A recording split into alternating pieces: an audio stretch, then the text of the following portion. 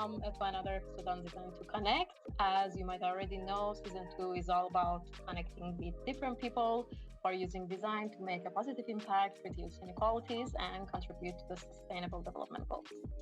Our today's guest is a sociologist and a researcher, and I'm really excited to talk to her and hear her point of view about cities, urban environments, feminist movements, and a lot of other interesting topics. Her name is Anna Bednarczyk. I hope I said that correctly. And she's connecting with us from Berlin. And I'm so happy to have you here today on Design to Connect. How are you? Thank you. I'm really good. And how are you? I'm good too. It's sunny and the season is changing, so That's perfect. That's the main thing for my happiness. So before we go into the conversation, I just will give a short introduction of who you are to our listeners. Anna, you are a sociologist and a researcher. You are currently a research fellow at the K-Lab at the Technical University in Berlin. You work on a PhD project about feminist movements, urban safety, and care work in Argentina at the Graduate School for Social Research in Warsaw. You hold a MA in sociology and in sustainable urban governance and peace. After conducting research on urban justice, you started working on various projects advocating for strengthening participatory urban governance in Poland. You moved between formal and informal organizations and activities. You have worked in different capacities, like starting from a senior researcher in a project on holistic models of girl empowerment, and currently also you cooperate with non-governmental organizations on integrating age and gender perspective in urban agendas. Apart from researching and conducting projects, you also experiment with movie making.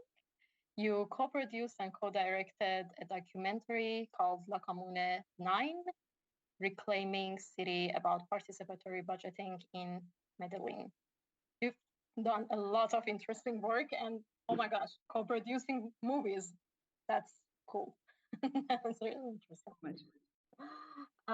So just to start, and when I was going through your experiences, it was very interesting for me to see how, as a sociologist, your work has been always almost focused on spaces and cities and urban environments. So I kind of wanted to start with your journey and hear from you, where did your interest and admiration and curiosity about cities start? And you can start as early as your childhood, whenever you feel it's appropriate. Would love to hear about your journey. Okay, thank you so much, and thank you so much for the invitation. I'm always very happy to share space, even online, with people from the field of architecture and urban planning.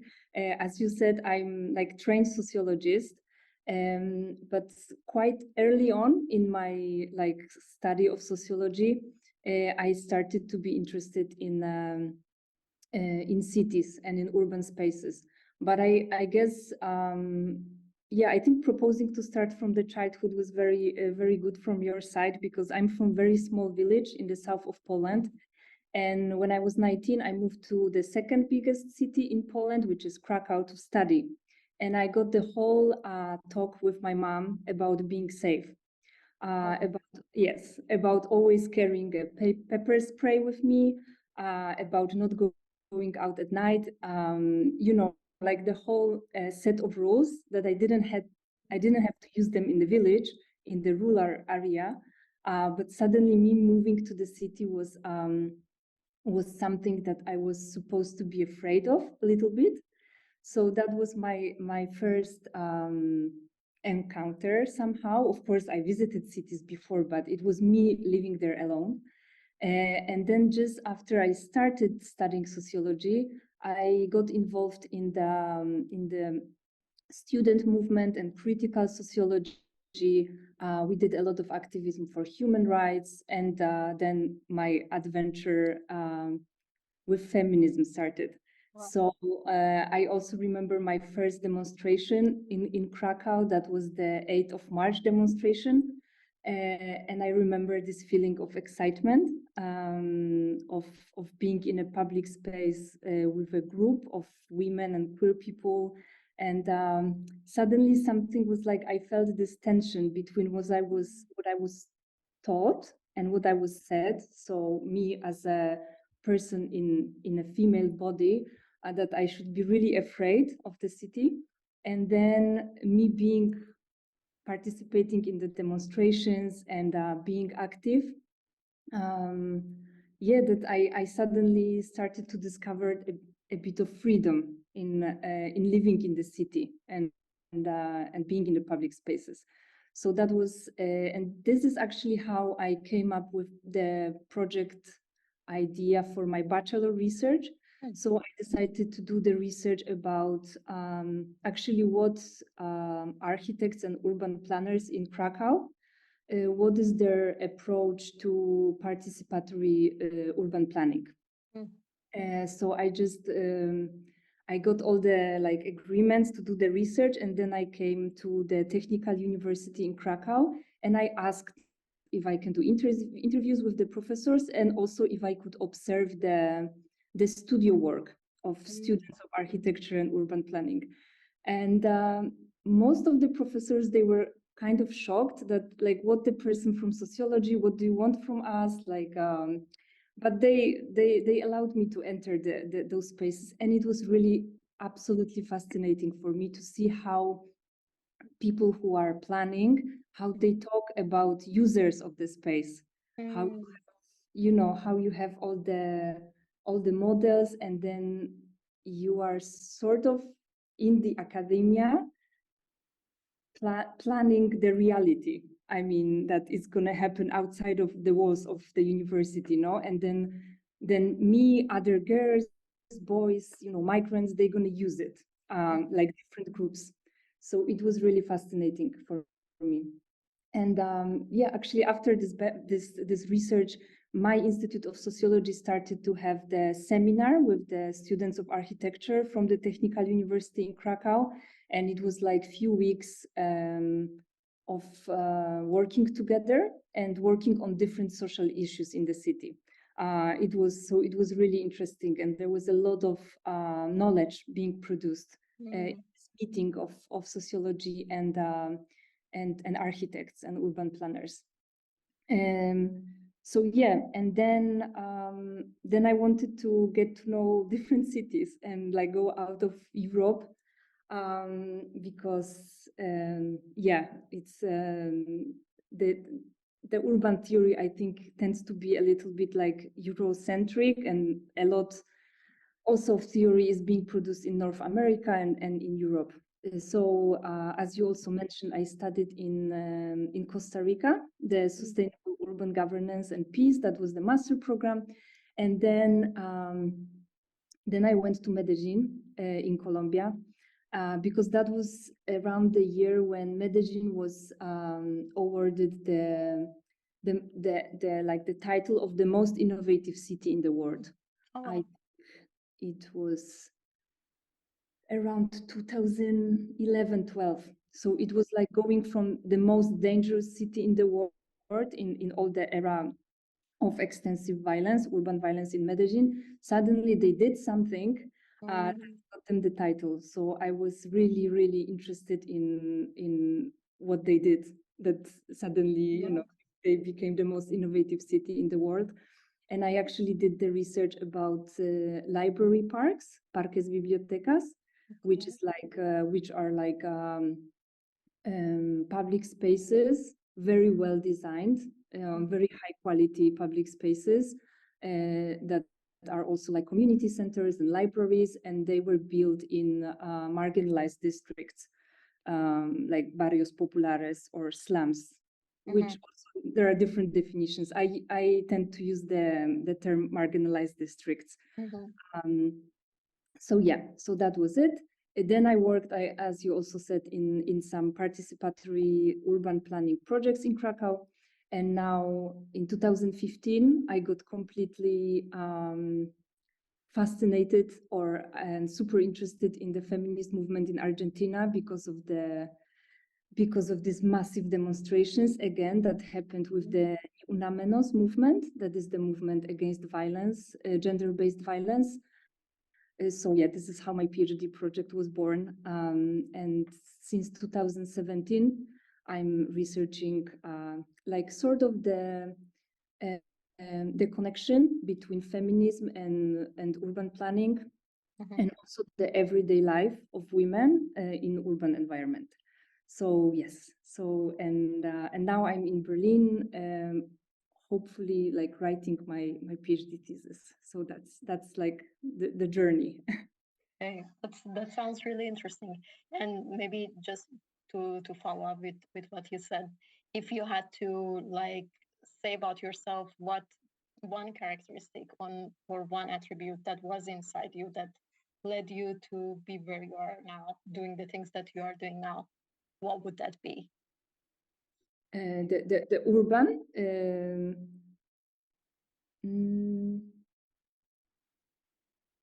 Like what of the city made me be in this point when I'm right now, yeah? Yeah, like one characteristic that is inside you Mm-hmm. that you think have made you be the person who you are now in your profession. Well, I have to say it's the protest in the streets. Yes, just like the idea of like reclaiming the space, even for a short period of time. Yeah, I think that's yes, this feeling, you know, and also it's the political implications that these very short events that they have. So yeah, so that would be it. So it's a mixture of the place and also the event, the social event that is the protest. Okay. So you had always this looking for justice kind of even in exterior spaces. So to move a little bit more and to discuss on what you're doing. I think a lot of people see inequalities and injustices, especially like when it comes to gender injustices and inequalities. They see it only as a cultural or a social issue, and that is related only to the level of thought, to the level of education, and they don't see it as something that can be maybe addressed from a design point of view or a policy point of view. So I wanted to ask you, since you have been working on this like intersection of design and inequalities, why do you think it is important that we try to also address these issues from a design point of view, and how can we integrate the education of a society, the cultural change of a society, with also addressing these issues from design and policy? How can we have a more integrated approach, let's say? I think that's the very good question, because yeah, as you said, it's very often all the gender issues or the issues of accessibility. It's very often just like boxed as a social issue.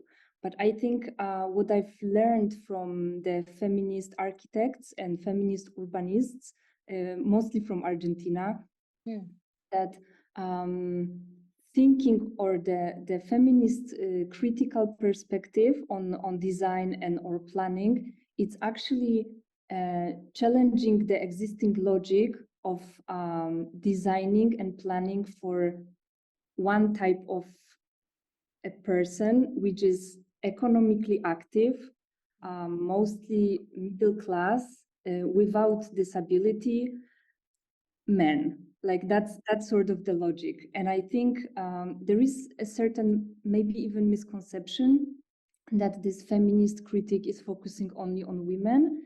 And I think it's actually, it's what I said, it's actually trying to challenge this existing logic in planning, so that we are planning for one type of the user of the space, no? And I think how it is being reflected, the very good example, and this is also something that I've learned from the activists for the disability rights and the whole movement for accessibility is that when you, let's say, I think the accessibility is a good example to explain that. When you create and when you design accessible spaces, they are not only for the users of wheelchairs, for instance, because you may break your leg. So you may be an able-bodied man going to work every day, and then you're gonna break your leg. And then suddenly you're gonna need those type of spaces that were marked as as accessible for a certain group. Or I think the same goes with the whole debate about mothers with babies, in public transportations, that we have to design for them. Yes, but also, once in your life you may have to take care of somebody's other child, or you are just traveling with a suitcase. So I think that's the sort of misconceptions, that there are some groups, or like the feminists, that suddenly wants to make design working for their needs, while basically is the challenging this logic of not noticing the needs of other groups. So I think that would be one thing. And I also lately I've been thinking a lot about this also division between public and private space, and actually how public space seems to be so dangerous for girls and women. And in the majority of countries, the statistics of gender-based violence show that it happens at homes.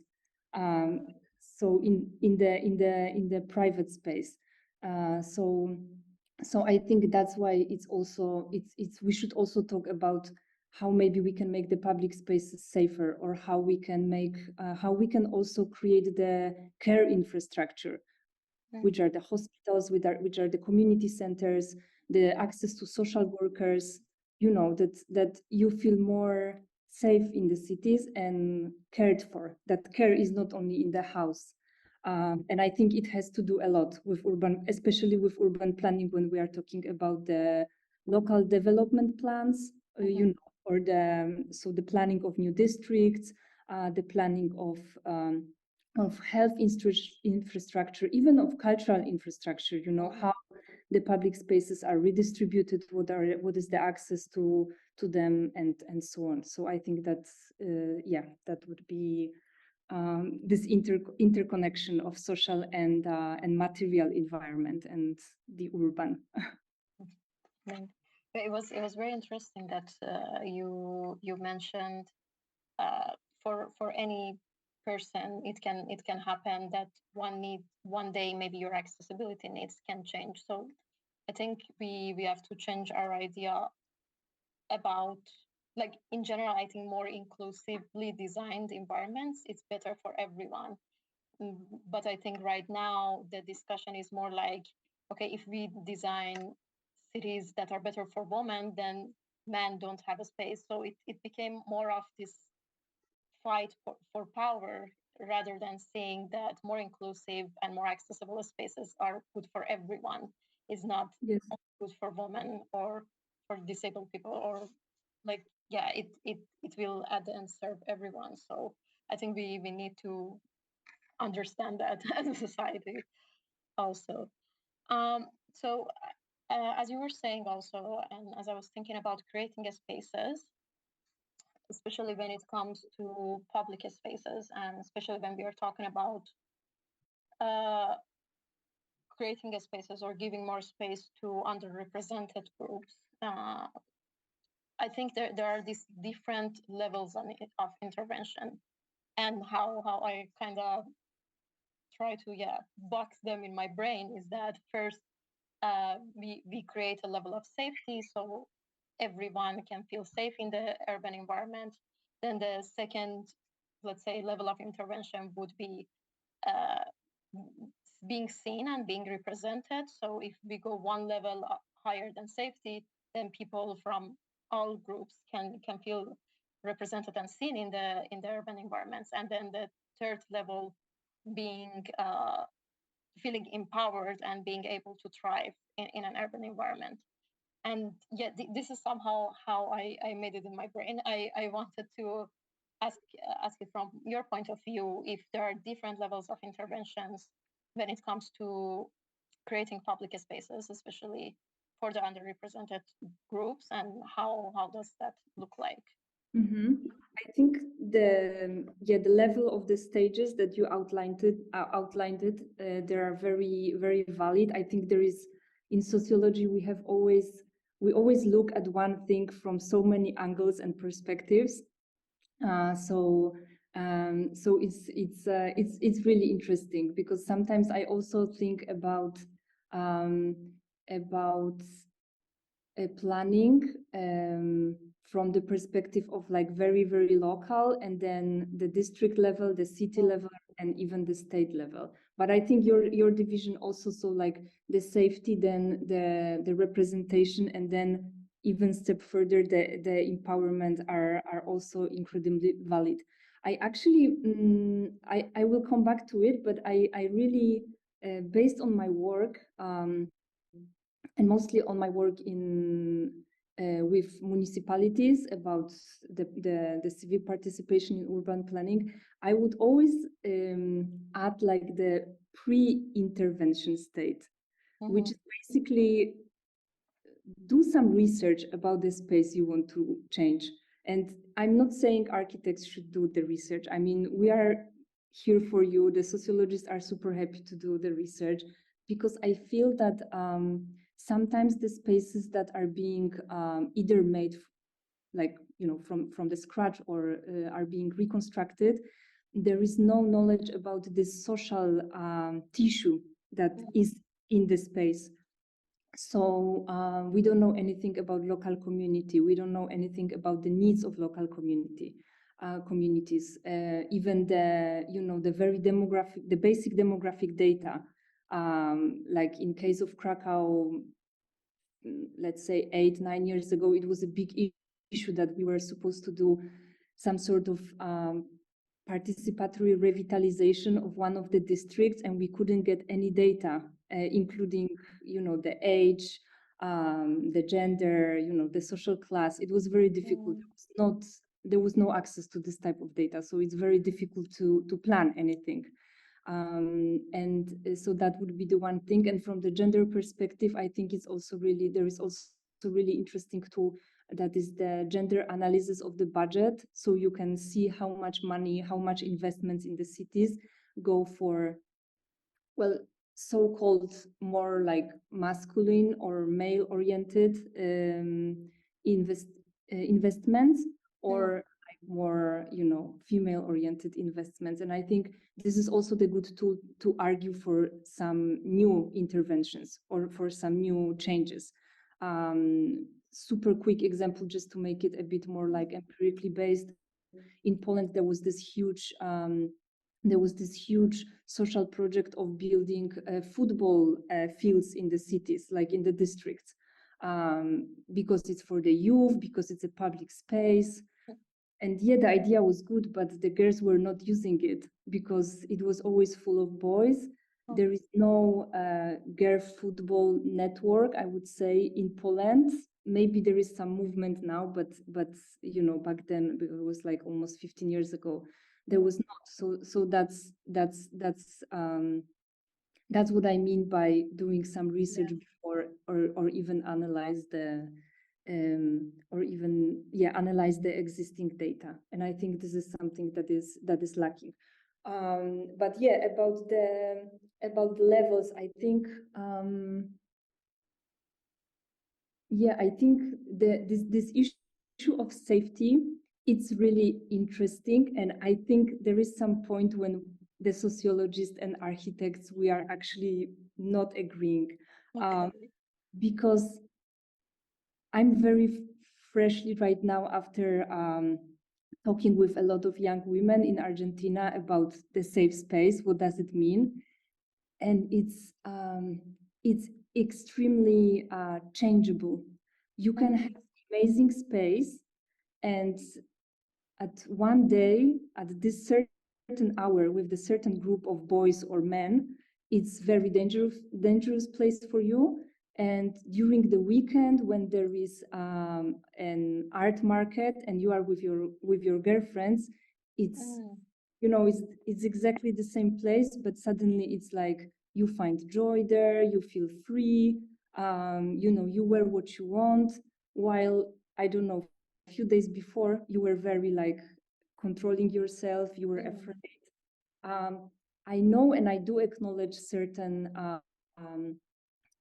recommendations for public spaces that I think that they work very well, but this I would always argue for finding ways to address the community building aspect in planning. So in each of this level, in safety, the representation and the empowerment, there has to be also some way to address how to strengthen the feeling of community, because one exactly the same plaza or set of streets, they are like dangerous, safe, it's very it's extremely flexible issue, which is I really hope in my PhD to find the answer for that, what is the safe space, but now I'm just like, I think it's a safe community, maybe not the safe space itself, yeah. Yeah, and I think maybe that's why maybe we need a more integrated approach. We can't say the design by itself or the change of policy by itself or the change of culture of people by itself can create safe environments. I think they need to go all together and be integrated in one whole big project. Yeah.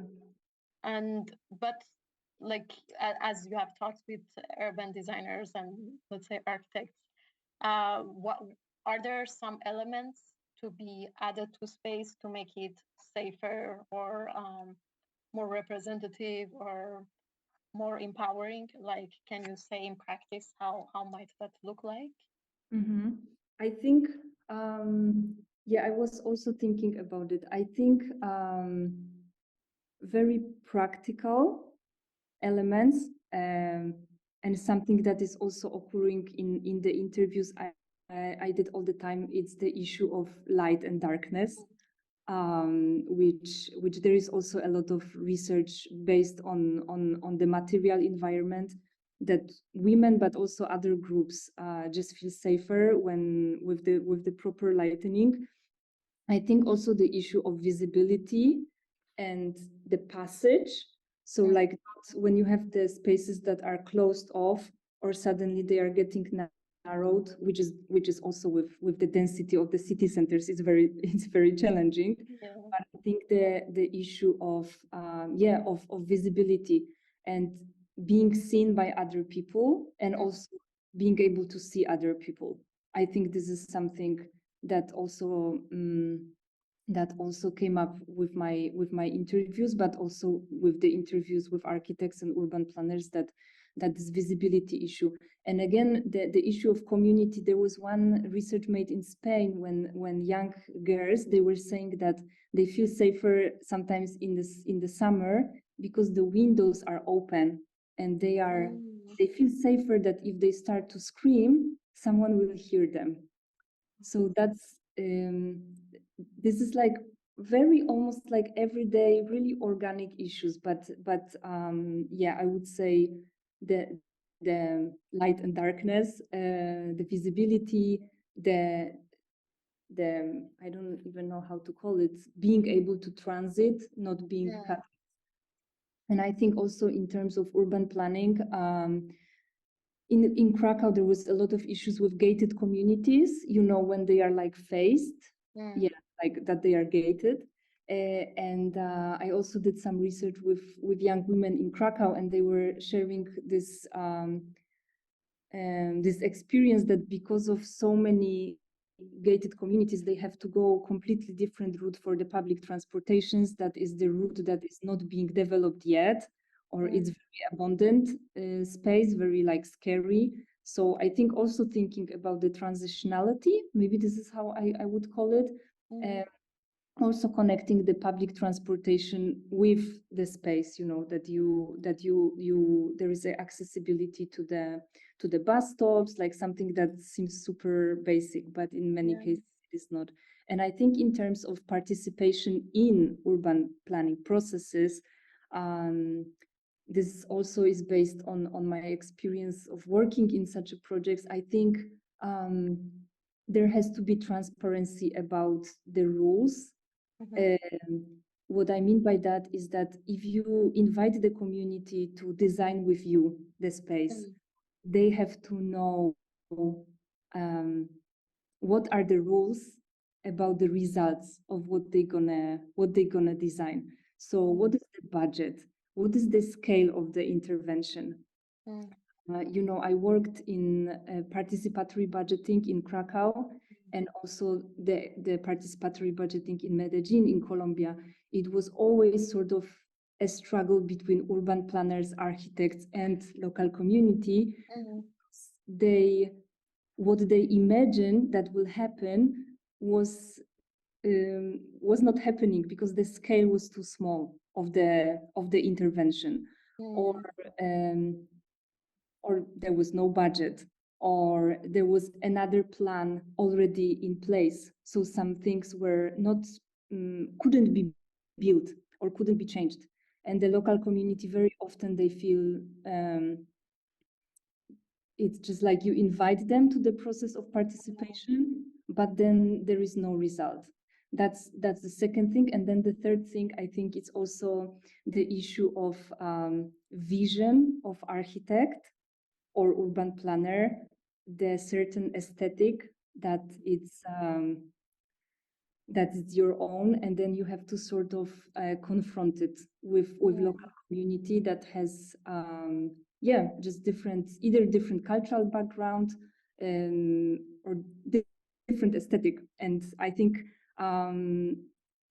architects and urban planners that are very enthusiastic to invite the local community, it's something that like you would have to face, how to deal with that, how to deal with this tension, that something what the local community would like to have, it's not going how you want it.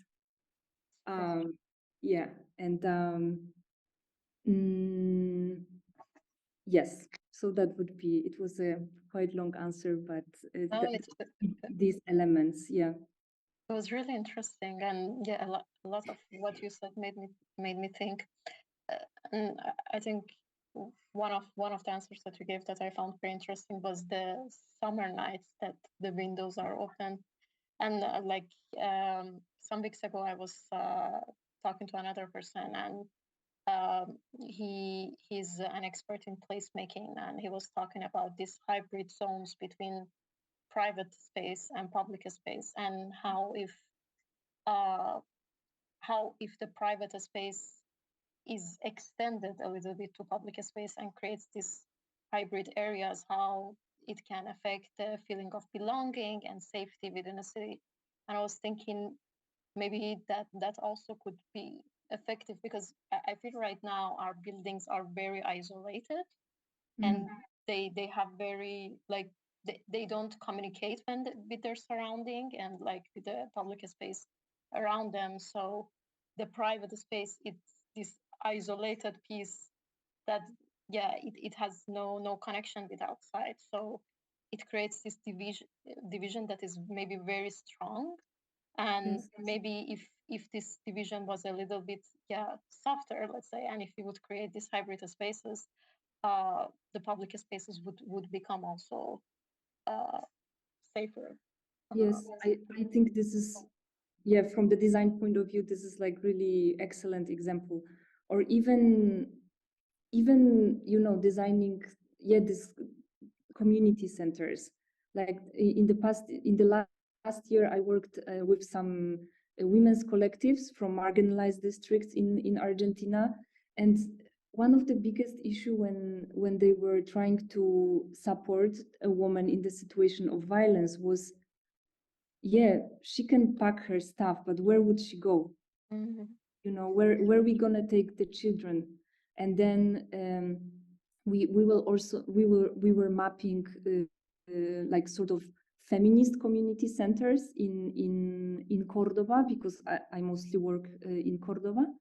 And yes, suddenly it was very obvious that if the collective or this women's group, if they have a space, a small house, I don't know, something that is collective, the woman can stay there. Of course, then there is the issues of the future and the long-term safety, but even where do you go when you go out of your house where you are experiencing violence? Are you sitting on the bench in front of your house? Are you going to the park, or are you going to shopping mall? Like it's so that's this in-between spaces. I think it's also really interesting thought, and like even trace to then make it happen, and developed it in more from the design perspective. I think it's really good. Thank you. And as someone like you've been working on the intersection of gender and urban studies, and also I think age. So I wanted to ask you, how do you think woman-led designs or a more inclusive design processes in cities and urban environments can lead to maybe communities that are more socially cohesive? And do you think can more inclusive design approaches lead to having less lonelier populations? Like, can it affect the isolation of certain groups? So I'm curious to understand this connection between a more inclusive design approach and how it can affect maybe the mental health of people in the city in terms of isolation and not feeling lonely and all that. Yeah, I think maybe I would just use the example of young women that I'm like working with. I think when you are being involved, because I will start from there. I think this period of puberty, or like becoming from a girl, becoming a woman, it's very isolating in itself, because from a girl that is like running, climbing the trees in the park, suddenly you are 12 years old and you are being, sexually harassed in public spaces. Like the women I talked with, they were sharing the stories with me of being like 11 years old and being already harassed on the streets, and suddenly you're just like, what is happening with me? Why suddenly I'm attracting so much attention? And you start to spend so much time on like, I call it like risk assessment. So a lot of your energy and a lot of your mental health at the end is affected by thinking how to stay safe. And also a lot of, even if there are some like public campaigns about safety in public spaces, it's usually just like addressed to the woman just to be more careful, maybe don't dress this, or check your drink if you are, if it's just like being more careful. So I think if young women could be seen in the process of planning, like as a citizen that is afraid to go out from her house to the street, it's already so much. I think it's already so much more empowering. And I think this constant struggle with making all this, like basically processing all the data in your head, what time you should go out, what you're gonna wear, who is going with you, is your phone charged, do you have money for the taxi, you don't, like, there is so much thinking behind it. Then that's what I'm trying to say, is that I think just being involved and being seen as sort of an equal partner in discussing urban planning when you are a young woman, it's already extremely empowering. I think there is also, but this is not my field of expertise, but there is also a lot research being done about elderly people and also how they feel isolated and how they are not being involved in urban planning. So I think, yeah, being just being taken into consideration, and then even creating like small spaces where women could feel a bit more free and empowered in this process. It also gives you it also has this empowering impact, because it gives you the hope that that such spaces could exist. In Cordoba, there is something that is called Feminist Market every month, and it's in the campus of the National University in Cordoba. So the space is already quite safe and accessible. And then just once a month, it's sort of like, it's like a market, but it's also a very safe space to just spend time. And I think it's as for your mental health, it gives you this hope that okay, at least once a month, there is a space where I can go and I will not be harassed. If people are harassed, there is like policy in place. So those pockets, I would say, of safety are also I think they just make you feel relief, and they also, in terms of mental health, they give you this feeling of community and being connected. Yeah. Sure. When you were talking about what are the points that women and girls are scared of, like how many things do we have to check before going out? Yeah. I just realized that these things, like in my brain, they become such norm, but normally they shouldn't be a normal thing. But because we are so used to it, and like from a very young age we've done that, now it seems to be something normal. But how great would it be if we would live in places that we didn't have to be this worried for every time that we are going outside. I think it's again this issue of caring about each other.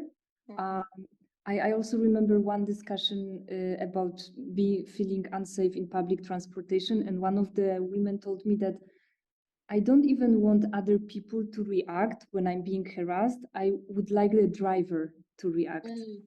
I would like to know that this is the space, the public state, space of public transportation, where I will say I'm being harassed, and the driver will react.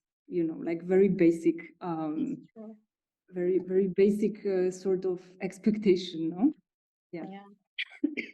I know that here in Milan that I live, like there are buses that they run through the night, so they're 24/7, and I know that it's a rule that the bus driver should not get involved with what is going on in the bus, like even if there's a fight or whatever.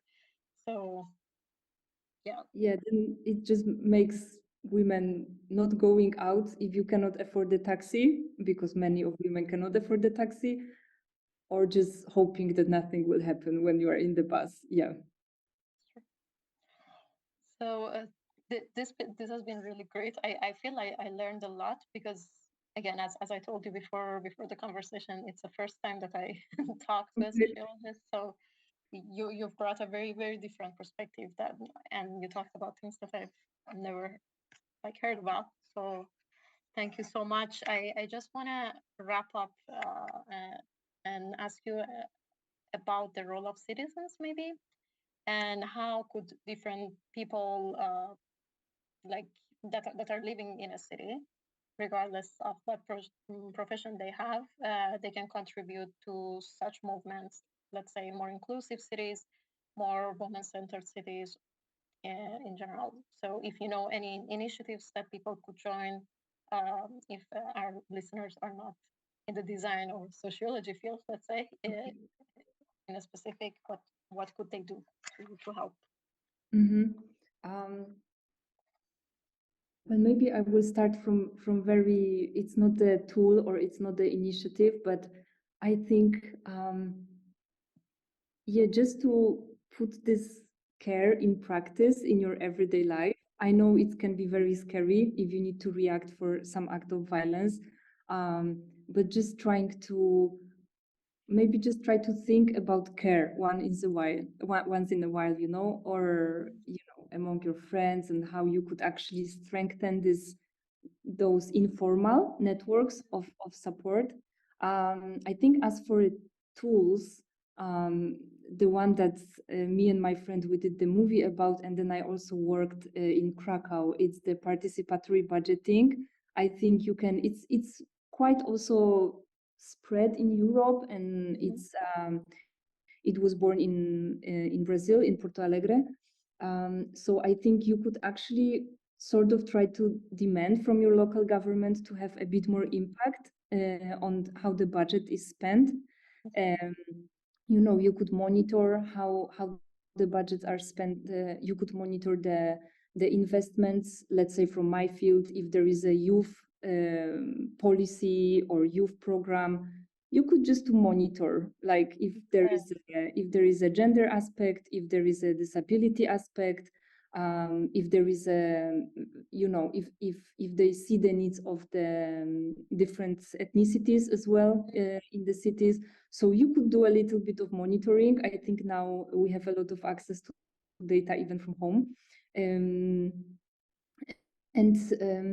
I was thinking about one more thing. I actually think also being involved in the housing movements, rent control movements, and all this type of securing housing, it's extremely important, and it's happening all around the Europe. Berlin is one of the most current, greatest example of that, because I think what is actually destroying communities is the evictions, the gentrification. I think it's very difficult. The displacement of very old and strong communities, it's affecting the safety as well.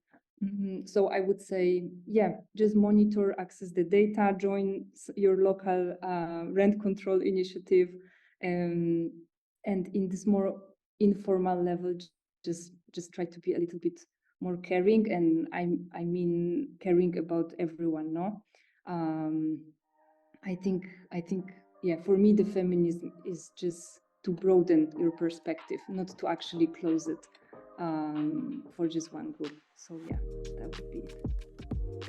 Thank you so much, Anna. This has been great, really. Thank you. Thank you.